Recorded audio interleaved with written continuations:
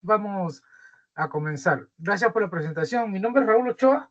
Voy a estar a cargo de este entrenamiento, de este programa de formación durante estos 60 minutos. Solo como perfil, tengo más de 20 años de experiencia en el campo de la seguridad y salud en el trabajo. A nombre de Mapfre, la empresa de seguros, le doy la bienvenida a este programa de formación. Recordemos que la empresa Cobra nos está brindando la oportunidad de poder ingresar a un mundo del saber, del conocimiento en materia de seguridad y salud en el trabajo. Lo que vamos a ver el día de hoy básicamente son conceptos, vamos a ver riesgos, vamos a ver peligros, consecuencias de trabajar en espacios confinados y finalmente de qué forma vamos a controlar aquellas situaciones que pueden representar riesgos a la salud y riesgos a la seguridad. ¿De acuerdo? Este es el tema que vamos a revisar. Voy a tratar de no ir muy rápido ni tampoco muy despacio para que me puedan entender. ¿De acuerdo?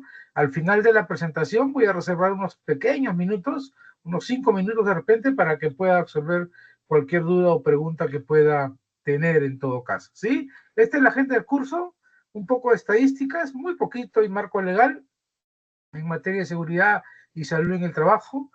Vamos a ver, como les había comentado, lo que son peligros, lo que son riesgos y consecuencias de trabajar dentro de espacios confinados. Vamos a hablar sobre medidas de seguridad y al final vamos a hacer un resumen y consultas, una rueda de consultas.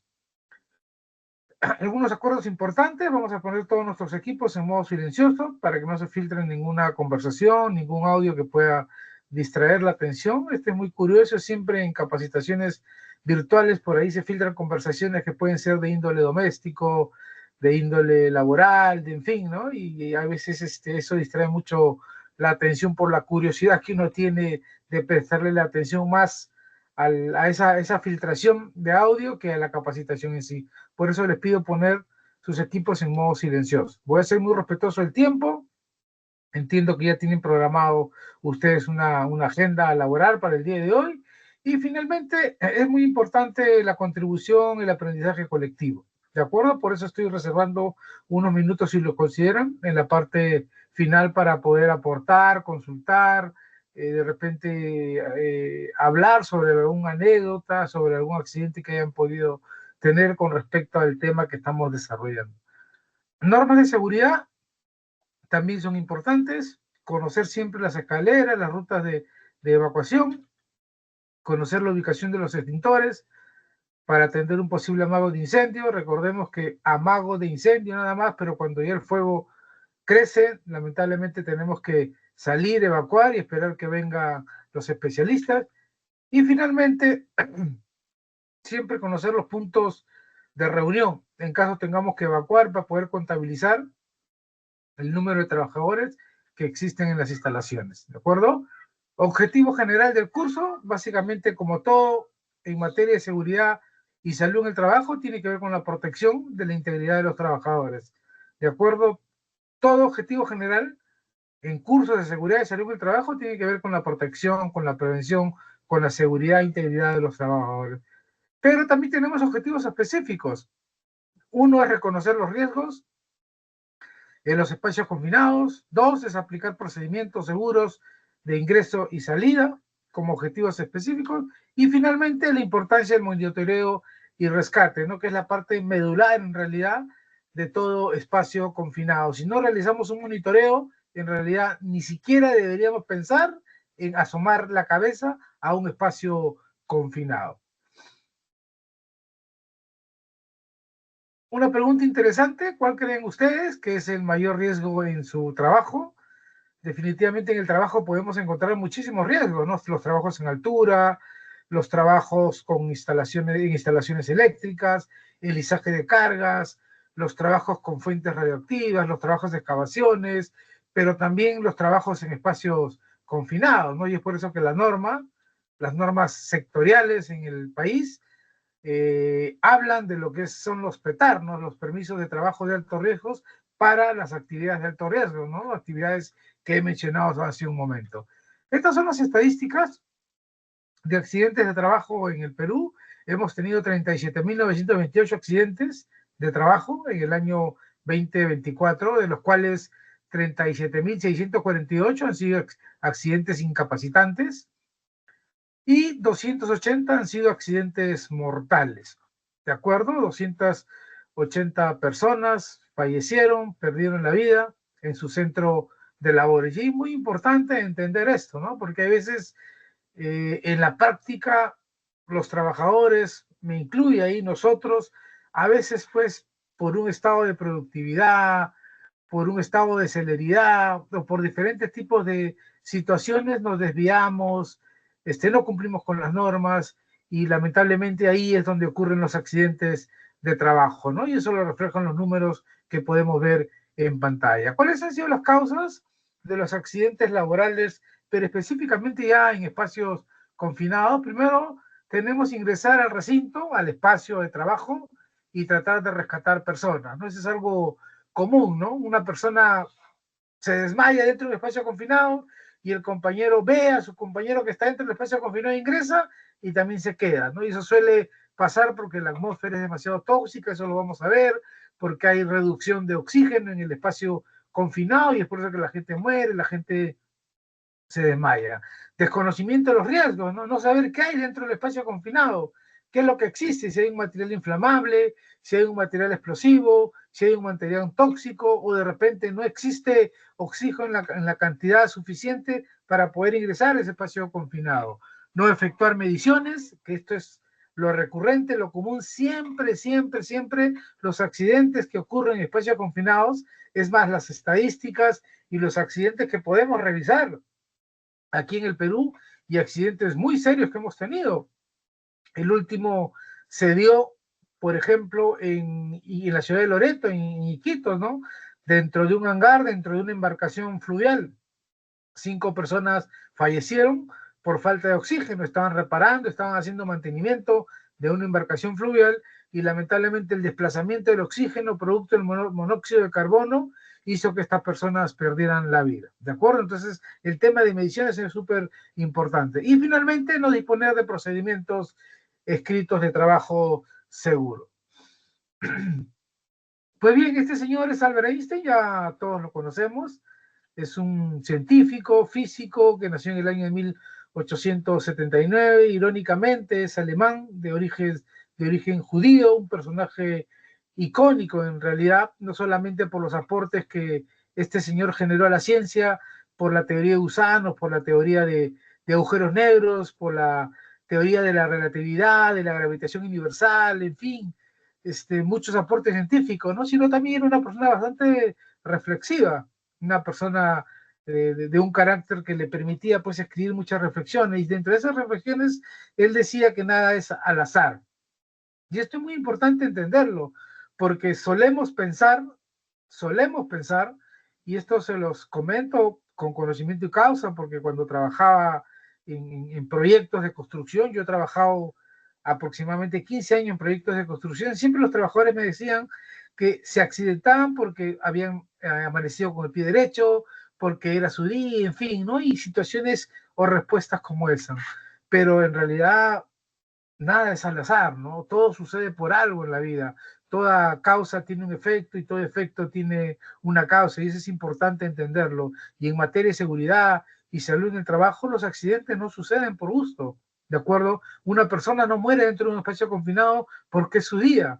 Una persona muere dentro de un espacio confinado porque no se realizó el monitoreo de la atmósfera, porque no se sabía si había una concentración de oxígeno adecuada, porque no se sabía si las sustancias que habían dentro del recinto confinado podrían ser sustancias tóxicas que podrían matar a esa persona. Entonces, de acuerdo, nada es al azar en el ambiente laboral, en realidad, ni tampoco en cualquier ambiente ni en cualquier entorno. Marco legal. Primero tenemos la Ley de Seguridad y Salud en el Trabajo, eso ustedes ya lo conocen, ustedes lo saben, solamente para recordarles.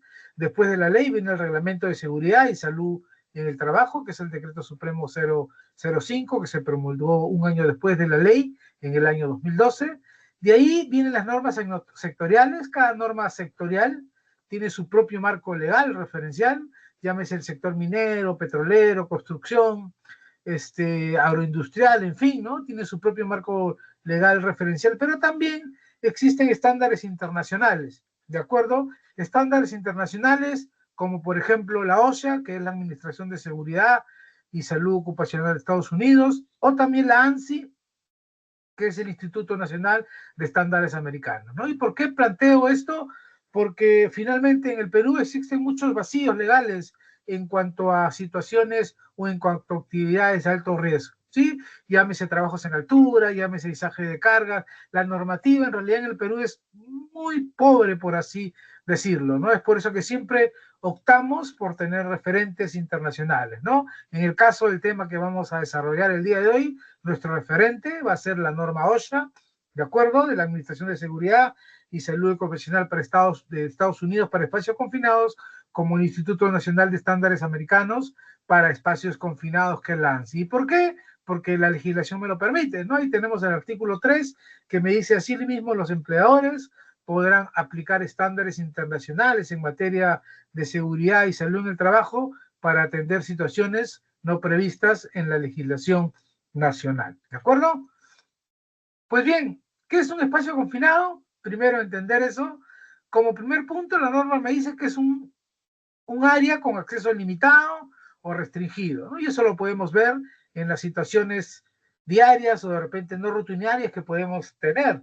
De acuerdo a un tanque, imaginémonos un tanque de agua, ¿sí? Un tanque de agua, ¿no? ¿Tiene acceso limitado? Sí, tiene acceso limitado. ¿Es restringido? Sí, es restringido, ¿no? Porque de repente solamente puede tener un lugar de ingreso. De acuerdo, ese lugar de ingreso es bastante pequeño, es bastante reducido y la persona tiene que maniobrar para poder ingresar. Entonces, como primer concepto, es limitado o es restringido. Como segundo concepto, no está diseñado para una ocupación continua. En realidad, ningún espacio confinado, ningún tanque, ningún silo, ninguna cisterna, ninguna cloaca, ningún buzón, en fin, etcétera, etcétera, por mencionar algunos, está diseñado para una ocupación continua. Otro criterio: pueden contener atmósferas peligrosas. Y cuando hablamos de atmósferas peligrosas, pues estamos hablando de atmósferas con material particulado, que puede ser un material tóxico, puede ser de repente con el ambiente o el espacio confinado con reducción de oxígeno o con demasiado oxígeno también. Y finalmente puede tener un ambiente explosivo o un ambiente inflamable. ¿De acuerdo? Otro concepto que me da la norma y me lo define es que como ejemplos me da que pueden ser un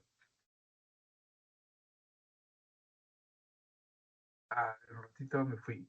Ya está, ¿no? Como ejemplo me dicen que puede ser tanques, que pueden ser cisternas, que pueden ser silos, como le había mencionado, que puede ser cloacas, en fin, ¿no? Hasta un recipiente, un tanque o una cisterna que contenga agua, a pesar del material, que puede ser agua, que no puede ser nocivo para la salud, pero también se considera como un espacio confinado. ¿Por qué? De repente por la forma que puede tener, ¿no? Una forma estrecha, reducida, una forma cónica, en fin, etcétera, etcétera. Bien, ¿cuáles son los principales peligros? Y esto es muy importante considerar y tener presente cuando ingresamos a un espacio confinado, cuando vamos a realizar un trabajo en un espacio confinado. De acuerdo, el principal peligro tiene que ver con atmósferas deficientes de oxígenos. Y cuando hablamos de atmósferas deficientes de oxígenos, hablamos de atmósferas que tienen concentraciones por debajo de los valores. ¿De acuerdo? El valor es de 21.5%. Pero ese valor, pues, para poder determinarlo, yo necesito un equipo, necesito realizar un monitoreo. Si con ese equipo, con ese monitoreo que voy a realizar, la atmósfera está por debajo del 21.5%, es una atmósfera peligrosa. Si está por encima del 21.5%, también es peligrosa, porque el enriquecimiento de oxígeno en un espacio confinado puede volver la atmósfera explosiva. ¿De acuerdo? Otra situación tiene que ver con presencia de gases tóxicos o inflamables, ¿sí? Y esto tiene que ver ya con material particulado que puede existir dentro del espacio confinado. Material particulado que en presencia, que en partes por millón, que en cantidad puede ser mortal para la salud. Material particulado que en cantidad puede ser inflamable, que puede ser explosivo, ¿de acuerdo? Y esto también lo tenemos que determinar con equipos de monitoreo. Espacios reducidos o atrapamientos, cuando el espacio confinado es muy demasiado pequeño. Me puedo quedar dentro del espacio confinado. ¿Qué pasa si me desmayo? ¿Qué pasa si me quedo atrapado? ¿De qué forma voy a poder salir de ese espacio confinado? Y finalmente, también uno de los principales peligros que pueden existir dentro de los espacios confinados son los trabajos en altura. ¿De acuerdo? Bien. ¿Cuáles son los riesgos y consecuencias? Como el primer riesgo tenemos la asfixia. Esta asfixia puede generar la muerte, puede generar pérdida de conciencia, ¿de acuerdo? Debemos entender que el aire que respiramos tiene 21% de oxígeno y 78% de nitrógeno y 1% de otros gases. ¿Qué pasa cuando la concentración de oxígeno que está en el ambiente está por debajo del 21%? Ahí ocurren situaciones como las que podemos ver en pantalla, ¿de acuerdo? Por debajo del, bueno, cuando hablamos de 23.5%, hemos dicho que es una atmósfera enriquecida de oxígeno y puede ser una atmósfera inflamable, puede ser una atmósfera explosiva. Pero cuando la atmósfera está por debajo del 21%, debajo del 21%, ojo, el 21% es la concentración normal, es el aire que respiramos. Es más, los bomberos cuando ingresan a un incendio, ingresan con esos equipos autocontenidos, la concentración de oxígeno que hay dentro de esos recipientes es de 21%, ¿de acuerdo? Porque es una clasificación de aire respirable. Entonces, por debajo del 21%, el 19.5% es una atmósfera deficiente de oxígeno, puede causar problemas básicamente de coordinación muscular, ¿de acuerdo? Como vemos en pantalla, y aceleración del aparato respiratorio. Ya por debajo del 19.5%, el 17% de oxígeno, riesgo de pérdida de conocimiento, ¿de acuerdo? 12%, ya estamos hablando de vértigos, dolores de cabeza, y finalmente por debajo del 16%, podemos incluso la pérdida de la vida, la muerte, ¿no? Y es por eso es muy importante considerar como primer punto la asfixia, que proviene de la falta de concentración de oxígeno del ambiente de trabajo.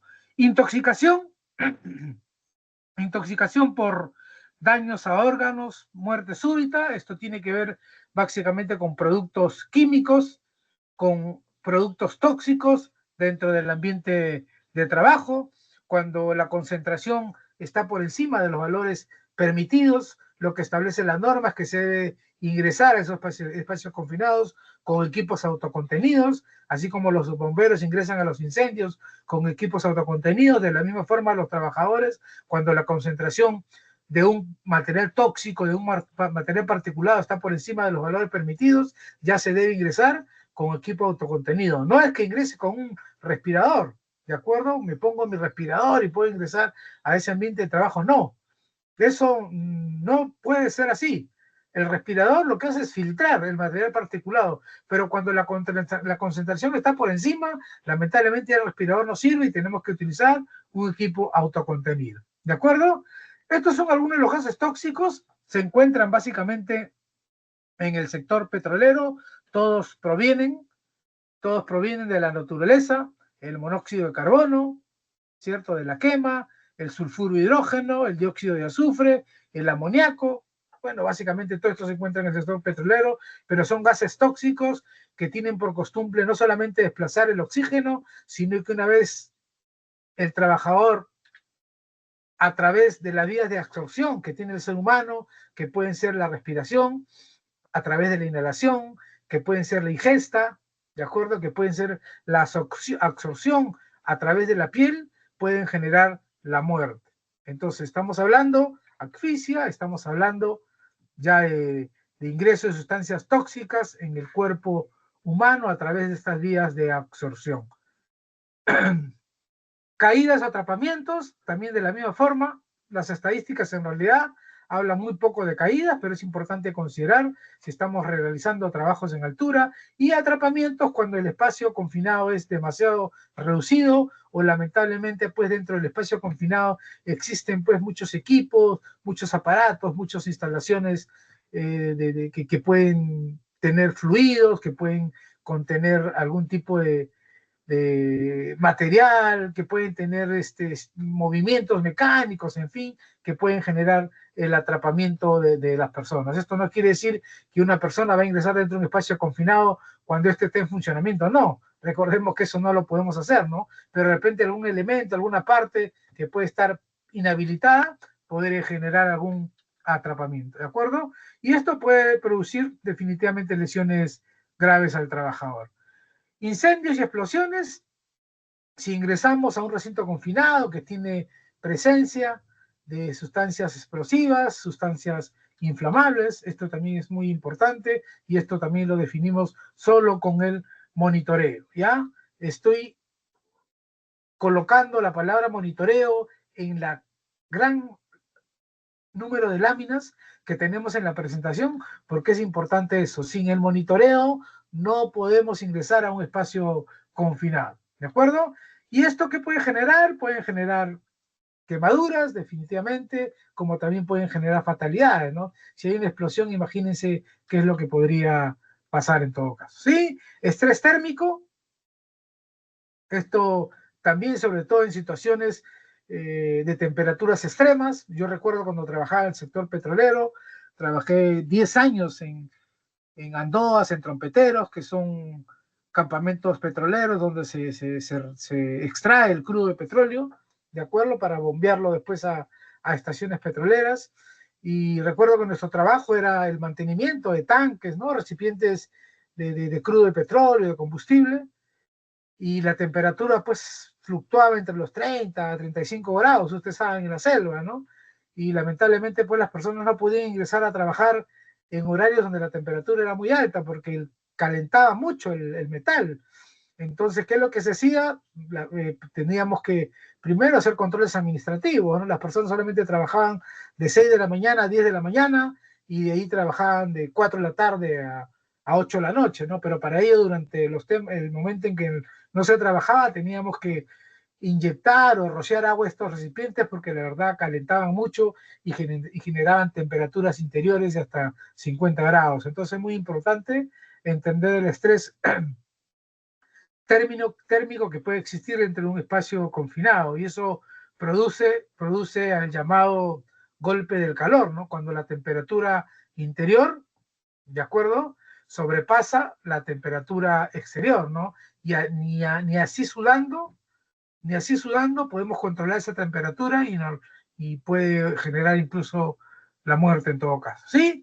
¿Cuáles son nuestras medidas preventivas? Primero, el permiso de trabajo, ¿de acuerdo? Vamos a hablar sobre el permiso de trabajo, vamos a hablar sobre lo que es monitoreo de gases, vamos a hablar sobre lo que es la ventilación forzada, vamos a hablar sobre lo que son los equipos de protección personal y finalmente vamos a hablar sobre lo que es la vigilancia y rescate.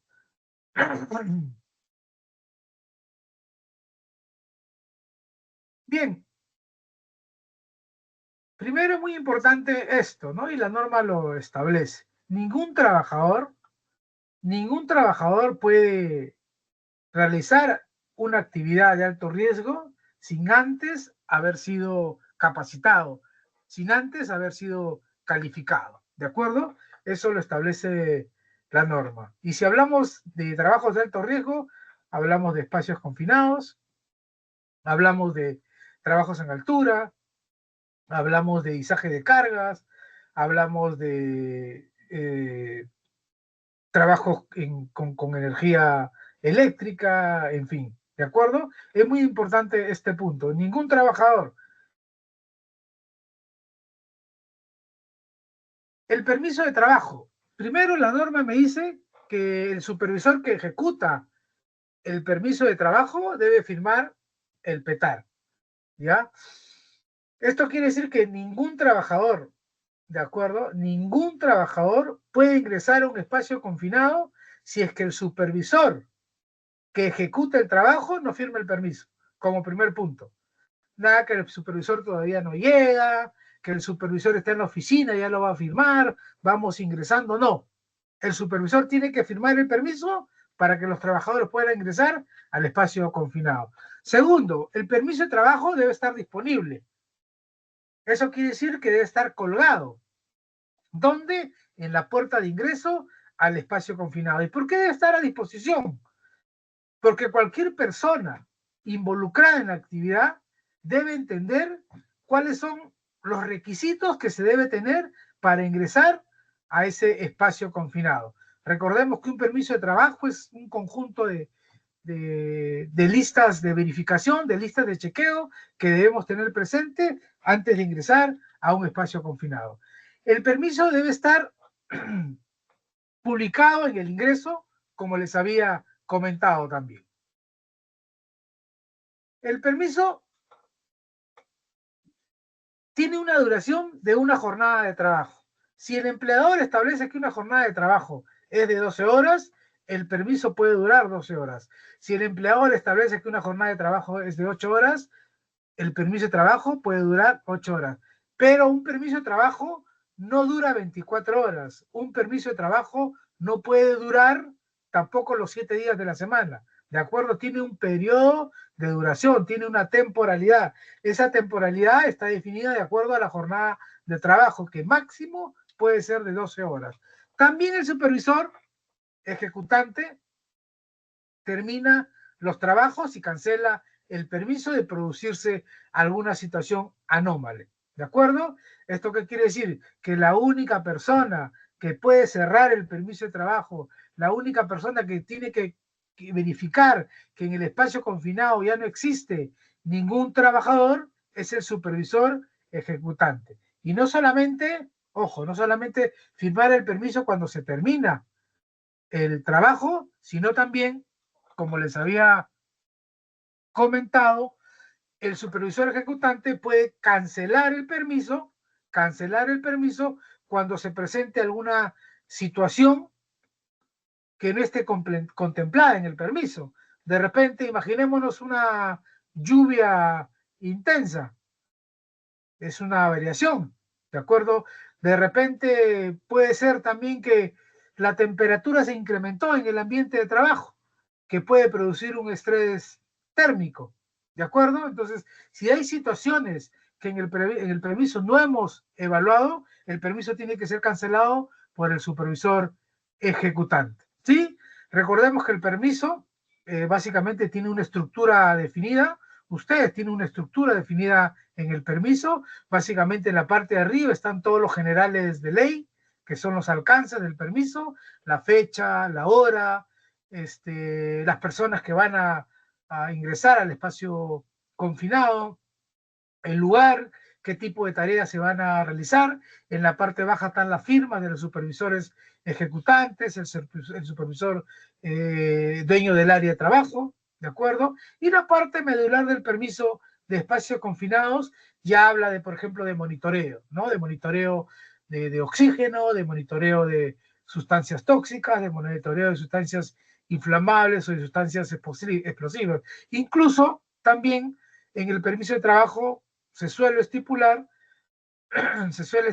una periodicidad, ¿no? Cada cuánto tiempo se va a realizar ese tipo de monitoreos, ¿de acuerdo? Pues bien, el monitoreo debe ser antes del ingreso, no puede ser después del ingreso. Siempre tiene que ser antes del ingreso, ¿ya? Y tiene que ser con un equipo calibrado y un equipo certificado. Esto es muy importante. Estos equipos se suelen saturar muy fácilmente y es por eso que hablamos de calibración, ¿ya? Si yo tengo un equipo de monitoreo, ¿de acuerdo? Debo de establecer un procedimiento, cada cuánto tiempo debo calibrar el equipo, cada 3 meses, cada 6 meses, cada 8 meses, en fin. Esto tiene que ver mucho con el uso del equipo. Si lo uso de manera constante el equipo, bueno, la calibración debo realizarla cada 3 meses. Recordemos de que de la calibración depende que los valores que el equipo me da sean los valores reales, ¿de acuerdo? Y no solamente debe estar calibrado, sino también certificado. Y para esto, pues, ¿quién me debe certificar esa calibración? el propio fabricante. No es que yo lo envíe pues a un taller X y el taller X, sí, no te preocupes, yo lo puedo arreglar, lo puedo calibrar. No, esta calibración y esta certificación lo debe hacer el propio fabricante, ¿de acuerdo? A través de la empresa que me vendió el equipo de monitoreo. La atmósfera dentro del espacio confinado se deberá monitorear de manera periódica, y esto ya lo habíamos dicho, debe estar estipulado en el permiso de trabajo. El monitoreo debe realizarse de manera periódica antes de ingresar y de ahí establecer dentro del permiso de trabajo cada cuánto tiempo se va a monitorear la atmósfera, ¿de acuerdo? Puede ser cada 2 horas, puede ser cada 3 horas, en fin. Esto depende mucho del recinto confinado, del espacio confinado al que yo voy a ingresar. Pues bien, las mediciones que yo realice dentro de un espacio confinado tienen que ser de lectura directa. Cuando hablamos de lectura directa, quiere decir que el equipo tiene que estar dentro del espacio confinado, ¿ya? Y las lecturas tienen que darse en 3 partes. Usualmente cuando hacemos una lectura, lo que hacemos es colocar el equipo en la parte baja y de ahí, de acuerdo a los valores que me da el equipo, ya eso es suficiente. No, los valores tienen que darse en 3 partes, en la parte baja, en la parte media y en la parte alta. ¿Por qué? Porque hay sustancias tóxicas, inflamables o explosivas, que por su densidad de repente pueden estar arriba, de repente pueden estar abajo o de repente pueden estar en el centro. Tiene que ver mucho con la densidad, ¿de acuerdo? Si es pesada, definitivamente la podemos encontrar en la parte baja, pero si es liviana, va a estar en la parte alta. Y si yo realizo un monitoreo en la parte baja, definitivamente pues no voy a leer un valor, no voy a encontrar un valor. Entonces tiene que ser una lectura directa y también tiene que ser un monitoreo en 3 niveles del recinto confinado, ¿ya? Se pueden realizar con equipos fijos o equipos portátiles, ¿de acuerdo? Existen equipos fijos que yo los dejo dentro del espacio confinado y ellos de manera automática, cada cierto tiempo, yo los configuro y me brindan valores, ¿de acuerdo? Del ambiente de trabajo, como también portátiles que yo los puedo de repente llevar conmigo, ¿cierto? En este caso la persona que va a ser designada o asignada para el monitoreo es la persona que va a llevar el equipo portátil y que la lectura la va a dar cada cierto tiempo de manera periódica y finalmente, ya lo había dicho, previas a la autorización. Por ninguna razón yo debo ingresar a un espacio confinado si es que no tengo una lectura o un monitoreo. ¿De acuerdo? Pues bien, ¿qué es lo que primero yo debo evaluar? La concentración de oxígeno. Sí, ya hemos dicho que debe estar en un 21% de valor. Es lo primero que debo evaluar. Lo segundo que debo evaluar es la toxicidad. Si es que existe material tóxico, material particulado que en concentraciones puede generar daño a la salud, incluso puede generar la muerte. Y finalmente, debo evaluar la inflamabilidad o la explosividad que puede existir en el ambiente de trabajo. Usualmente los equipos de monitoreo cuando yo los compro, yo les digo al proveedor, ¿sabes qué? Yo necesito que los configures para este tipo de, de gases, ¿de acuerdo? Yo necesito evaluar el oxígeno, yo necesito evaluar la inflamabilidad, pero también necesito evaluar la toxicidad. ¿De repente de qué? Del amoníaco, de repente del monóxido de carbono, en fin. Entonces, es muy importante decirle al fabricante, en todo caso al fabricante, decirle qué necesito monitorear para que ellos en función de ello me puedan proporcionar, me puedan ofrecer el equipo de acuerdo a mi necesidad. Mucho depende de la configuración. Otra cosa importante también es la señalización, ya que se debe tener dentro de un espacio confinado. Y cuando hablo de señalización, hablo de barreras físicas, no solamente de letreros, sino de barreras físicas que impidan que las personas puedan ingresar dentro de un espacio confinado. ¿Sí? La norma establece que se debe establecer un radio de seguridad, que se debe establecer barreras físicas, que se deben colocar letreros de advertencia tanto en el ingreso como alrededor del espacio confinado. ¿Sí? También la norma habla de lo importante que es el bloqueo y etiquetado. Imaginémonos que tenemos un tanque como el que vemos en pantalla. Este tanque tiene dos ingresos, uno en la parte superior y otro en la parte inferior, ¿de acuerdo? Este tanque tiene tuberías que conectan diferentes tipos de fluido, como vemos en pantalla, ¿sí? 3 tuberías, una puede contener de repente algún líquido, una puede contener de repente algún material particulado, en fin, dentro del espacio confinados en la mezcla, pero son tuberías por poner el ejemplo. Cuando hablamos del procedimiento de bloqueo y etiquetado, y eso es algo que también ustedes lo tienen presente, simplemente es un recordatorio esto, hablamos de bloquear que cualquier fluido pueda ingresar a ese espacio confinado, ¿de acuerdo? Pero no solamente bloquear el fluido, ¿cierto? Colocando vidriera ciega, colocando candados a las llaves de ingreso que pueden tener estos recipientes, sino también hablamos de colocación de tarjetas de señalización, ¿cierto? Porque de repente un curioso puede ver que le han colocado un candado, ¿cierto? Y dice, oye, ¿dónde está la llave de esto? Abre la llave, saca el bloqueo y comienza a ingresar fluido el espacio confinado. Esto sucedió hace unos años atrás en Cementos Lima, ahí en Atocón, en Villa María del Triunfo. 2 personas estaban trabajando en un espacio confinado, habían cerrado, ¿cierto?, las tuberías, pero de repente un supervisor necesitaba ese tanque para poder almacenar este cemento y dijo, hay un tanque libre, ya listo, abran tuberías, abrieron tuberías y finalmente el cemento sepultó a 2 personas, creo que fueron, y terminaron falleciendo, ¿ya? Por eso es muy importante el procedimiento de lo que es bloqueo y etiquetado, ¿no? Y cuando hablamos de bloqueo, hablamos de candados, ¿cierto?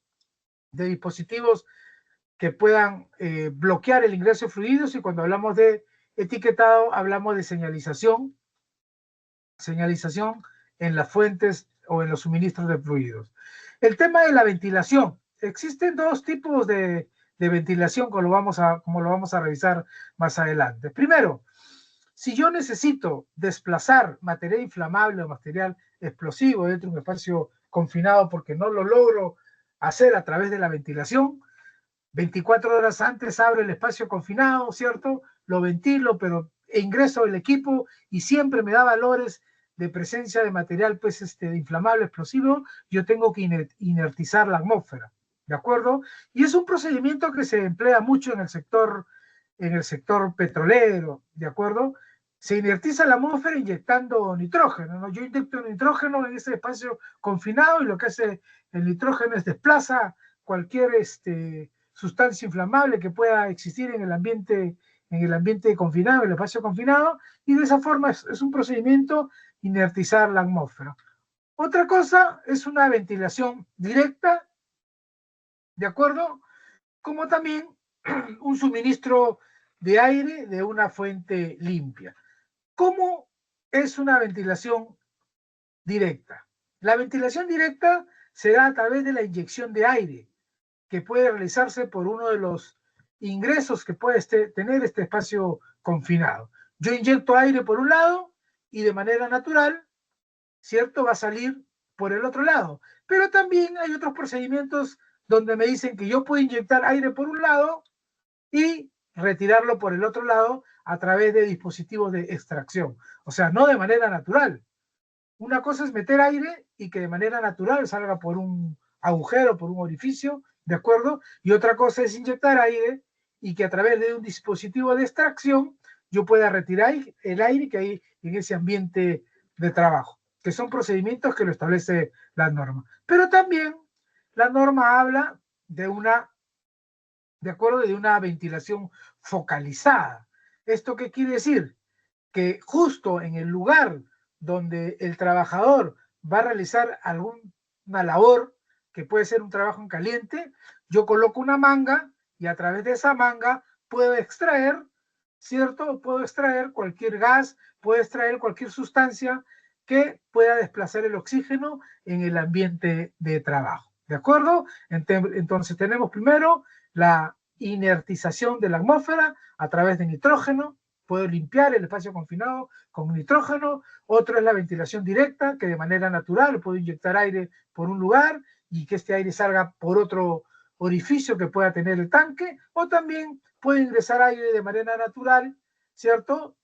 A través de una compresora, por supuesto, y por otro lado, extraer ese aire que está circulando dentro del espacio confinado. Y finalmente una ventilación focalizada, ¿no? Esto quiere decir que justo en el lugar donde está laborando el trabajador, yo coloco una manga para poder extraer cualquier gas, cualquier material particulado que pueda dañar la atmósfera, el ambiente de trabajo.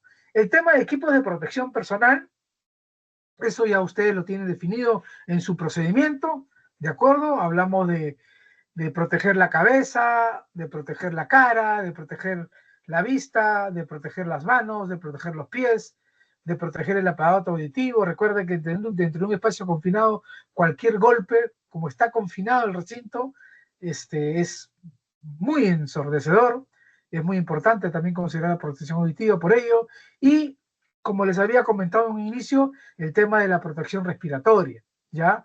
No pretendamos que el respirador, ese respirador que vemos en pantalla, que le colocamos cartuchos a ambos lados, un respirador de media cara, pueda solucionar el problema que pueda haber un ambiente en el espacio confinado, ¿de acuerdo? Si no hay oxígeno, el respirador no va a hacer absolutamente nada. Si no hay oxígeno, no hay oxígeno. No hay respirador que me valga, lamentablemente. Si no hay oxígeno y necesito ingresar a este espacio confinado, tengo que ingresar con un equipo de respiración autónoma, con un ERA, como ingresan los bomberos a un incendio. ¿De acuerdo? No puede ingresar con un respirador. Si en el espacio confinado monitoreo y hay sustancias tóxicas en proporciones mayores a las tolerables por el ser humano, perdón, también de la misma forma, el respirador no me sirve. Lo que voy a hacer es que voy a saturar ese respirador y de la misma forma voy a contaminarme y puedo finalmente incluso morir por la ingesta, por la absorción, por la inhalación de estas sustancias tóxicas. Ya les había dicho que esas son las vías por las que los materiales tóxicos pueden ingresar al cuerpo humano. ¿Sí? Entonces los equipos de protección personal. Y a ello le podemos sumar, si estamos realizando trabajos en caliente, ¿no? Algún material de cuero, algún mandil, algún escarpín. Si estamos realizando un trabajo en altura, de repente, algún arnés, alguna línea de vida. ¿De acuerdo? El tema de la vigilancia, que es muy importante. Y esto es algo que usualmente no lo consideramos, ¿ya? Primero, la vigilancia tiene que ser desde el exterior, ¿de acuerdo? Y para hacer una vigilancia del exterior, yo necesito, ¿qué? Un vigía. Así como existe un vigía para trabajos en altura, existe un vigía para alisaje de cargas, para cualquier actividad de alto riesgo, porque así lo establece la normativa, para un espacio confinado yo necesito un vigía. Y el vigía lo que va a hacer es controlar el interior como el exterior. El vigía va a ser el nexo entre las personas que están dentro como las personas que están fuera del recinto confinado. El vigía tiene que ser esa persona que tiene que estar observando constantemente lo que está sucediendo dentro del espacio confinado. ¿De acuerdo? Y eso se trata de vigilancia y eso no lo podemos perder de vista.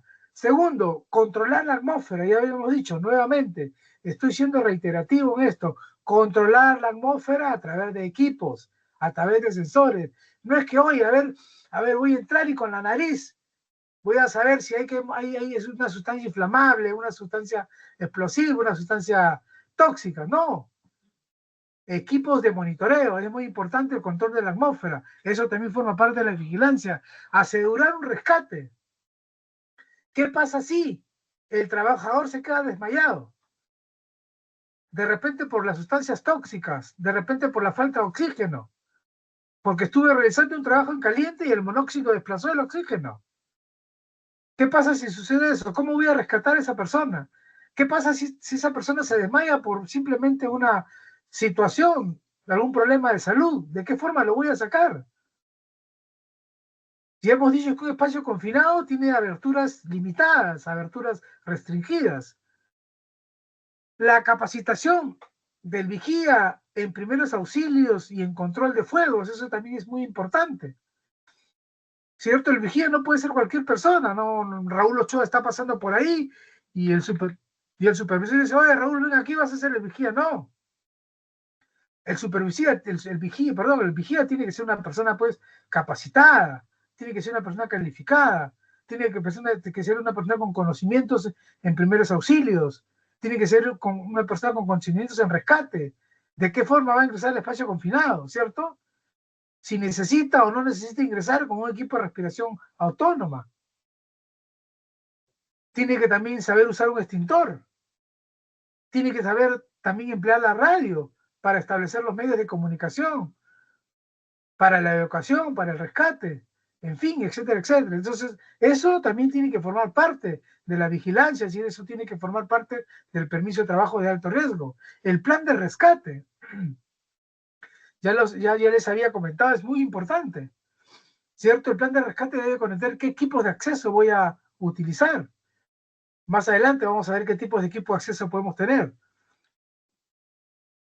Aparatos de reanimación también, ¿no? En el sector petrolero, el sector que he trabajado muchos años, por ejemplo, teníamos que tener un equipo de reanimación fuera del espacio confinado. Y el vigía que teníamos cuando hacíamos trabajos dentro de espacios confinados era un enfermero o un técnico de enfermería, en todo caso. Ese era básicamente el perfil del vigía para ingreso a un espacio confinado. Equipos de escape seguro, ¿no? Estamos hablando de equipos de respiración autónoma, los CERA, esos equipos, esos cilindros que contienen aire, grado D se le llama, porque la concentración de oxígeno es del 21%. Esos recipientes no contienen solamente oxígeno, porque si fuera ese oxígeno, las personas pues se desmayan, en todo caso. También, también es importante entender las unidades de socorro que podemos tener, ¿no? De qué forma vamos a establecer señales de comunicación, métodos de comunicación que podemos tener dentro del espacio confinado en todo caso, ¿sí? Estos son los equipos de escape seguro o de ingreso en espacio confinado cuando necesitamos ingresar al recinto y no hay oxígeno, cuando necesitamos ingresar al oxígeno y hay material tóxico, ¿de acuerdo? Pero no solamente cuando necesitamos ingresar al oxígeno, sino también para escapar del recinto del espacio confinado, ¿ya? Existen diferentes tipos, ERA, en realidad, con diferentes tipos de autonomía, que pueden ser de 20 minutos de autonomía de aire respirable, que pueden ser de 15 minutos, de 10 minutos, y unos balones muy pequeños que pueden ser hasta de 5 minutos, ¿no? Pero son equipos de escape seguro. También tenemos como equipos de acceso para un espacio confinado, tenemos los trípodes, que solamente se emplean cuando tenemos en la parte superior, ¿de acuerdo? En el techo está el del tanque, del recipiente, está el ingreso. Podemos ingresar utilizando este trípode, ¿sí? Pero también existen otros equipos como los brazos David, estos verdes que vemos en pantalla, que ya son estructuras ya que me permiten trabajar en suspensión. Un trípode no me permite trabajar en suspensión, un trípode solamente es para ingresar. Una vez que ingreso, de acuerdo, listo, pero sin embargo el brazo David sí me permite trabajar en suspensión, ¿no? Ya son equipos mucho más completos, pero también existen equipos para ingreso de manera lateral, como también ingresos de manera vertical, ¿no? Imaginémonos que el tanque al que voy a ingresar no tiene ingreso en la parte superior, no puedo colocar un trípode, ¿de acuerdo? Entonces tengo que colocar un ingreso, un sistema de ingreso lateral, ¿no? Este sistema de ingreso lateral en la punta tiene un winche, ¿de acuerdo? Ese winche lo que hace es suelta cable para que el trabajador ingrese, pero en caso de una emergencia, yo comienzo a recuperar cable y comienzo a arrastrar al trabajador hasta el lugar, la puerta, donde yo ya pueda ya jalar al trabajador, ¿no? Entonces, básicamente, cómo se emplean los equipos de ingreso lateral, ¿de acuerdo? Bien, como resumen importante, el trabajo en espacio confinado es un trabajo de alto riesgo, ya lo habíamos dicho, es un trabajo en el que la gente puede, por consecuencia, morir por asfixia, por falta de oxígeno, por consecuencia puede morir por el ingreso a las vías respiratorias al cuerpo humano de un material tóxico que puede ser a través de la respiración, que puede ser a través de la ingesta, de la absorción, ¿sí? Entonces es muy importante considerar el trabajo en el espacio confinado como un trabajo de alto riesgo y finalmente también porque puede tener concentraciones de sustancias inflamables o explosivas que pueden generar un incendio. También la prevención y control de peligros es fundamental. No solamente es importante ser consciente de lo que sucede dentro del espacio confinado, sino también el control de los peligros. Ya habíamos dicho, ¿no? El tema del permiso de trabajo. Es muy importante el permiso de trabajo. No solamente que el supervisor firme el permiso, que termine el permiso, que cancele el permiso, que el permiso debe estar colocado en un lugar visible, que puede estar a disposición, sino también que el permiso como estructura medular pueda contener, ¿no? Esos controles periódicos, ¿cierto? Del oxígeno, del material tóxico, del material inflamable, explosivo que puede haber en el ambiente de trabajo, que este monitoreo debe realizarse pues en varias partes del recinto confinado. Ya habíamos dicho que de acuerdo a la densidad puede estar en la parte baja si es muy pesado, puede estar en la parte baja, alta si es liviano, pero es importante que el monitoreo se realice, ¿cierto? En 3 niveles de los recintos confinados, ¿sí? También es importante la capacitación y una capacitación continua. Cada vez que realizamos un espacio confinado, debemos revisar el análisis de trabajo seguro, debemos revisar el permiso de trabajo de alto riesgo, debemos revisar el procedimiento escrito de trabajo seguro que tenemos para esa tarea que vamos a desarrollar. No solamente revisar, sino conversar qué es lo que vamos a aplicar para ese espacio confinado, porque no todos los espacios confinados se tratan de la misma forma, ¿cierto? Cada espacio confinado tiene su particularidad y eso depende mucho de la configuración, depende mucho de las vías de ingreso que puede tener el espacio confinado, depende mucho también del material que puede almacenar este espacio confinado, en fin, entonces la capacitación es muy importante, pero no solamente la capacitación, sino también la supervisión, ¿ya? Esa supervisión que la debe brindar el supervisor que ejecuta el trabajo, ¿de acuerdo? Que no necesariamente puede ser un ingeniero, ojo, sino también puede ser una persona que puede tener mucha experiencia, una persona, no solamente una experiencia realizando trabajos en espacios confinados, sino también una experiencia en una tarea en particular, ¿de acuerdo? Entonces es muy importante la capacitación, es muy importante la supervisión también, ¿no? Recuerden que la supervisión y la capacitación pueden salvar vidas en todo caso como resumen general. Pues bien, si tienen alguna consulta, si tienen alguna pregunta, por favor, podemos prender el micro, podemos prender el audio para que puedan realizarlo. Si no, vamos a pasar al proceso de evaluación. ¿De acuerdo?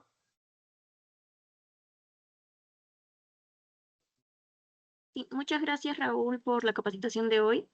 A ver, quedo atenta al chat para poder leer las consultas o dudas que tenga todo el personal conectado a la capacitación. Listo. Si no, prendan su micro sin ningún problema, yo escucho a ustedes. Hay 76 personas conectadas, es lo que veo. Bastante gente para hacer un sábado, una mañana de un sábado.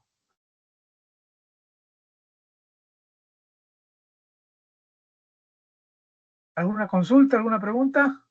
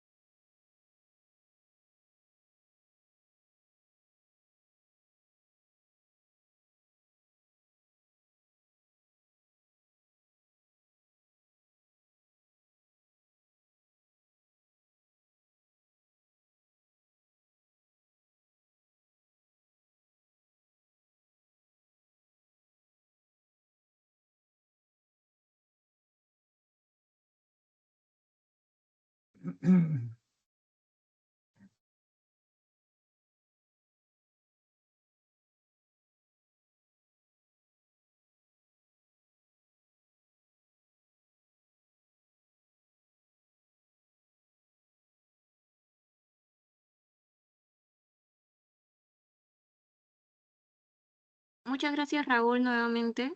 Bueno, al parecer no hay ninguna consulta ni duda, todo ha quedado claro. Más bien, esperamos contar con su apoyo en futuras oportunidades. Muchas gracias a todos por su conexión también, ¿no? Y se estará compartiendo también el examen, ¿no? Como es habitual para poder rendir su evaluación del expuesto. Muchas gracias. Listo. Gracias a ustedes, que tengan un lindo sábado y buenos días. Un gusto. Nos vemos en una próxima oportunidad.